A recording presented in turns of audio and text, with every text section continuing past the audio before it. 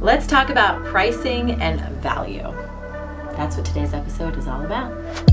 Hey everyone, I'm Taya and welcome to another episode of Taya's 2 Cents. Today we're going to talk about the difference between a price that the home is listed at and the price that the home is sold at, because oftentimes, and especially in this market in 2020, those are two different numbers. And if you're a buyer and you see a price that you're excited about and you think that that's the number it's going to sell for, and then you're mistaken because it gets bidded up $100,000, $200,000 or more, you could be really disappointed. And if you are a seller and you're thinking about pricing your home and you're like, well, this is the price I want to get, and your realtor tells you, well, then you have to price it down here, and you're like, ugh. I mean, I can see how both buyer and seller can have very, mixed emotions about all of this, and some disappointment on either end. So let's talk about pricing. If you're a seller and you want to appeal to the masses, you need to figure out, based on recent sales, and I'm not talking a year ago, I'm talking like in the last 3 months. You want to look and see what other homes are selling for in your specific neighborhood. Now, and I want you to include active, pending, sold, because if there are some homes that are still sitting on the market at a high price and you want to price your home above that, it's probably not the best idea.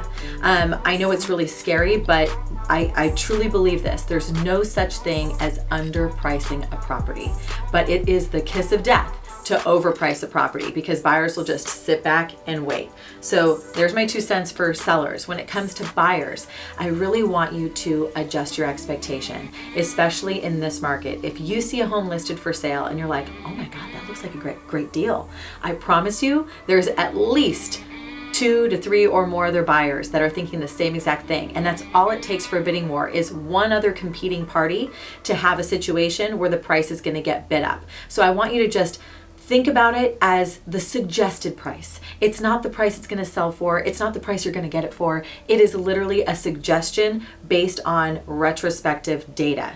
Because at the end of the day, a home is only worth whatever a buyer is willing to spend.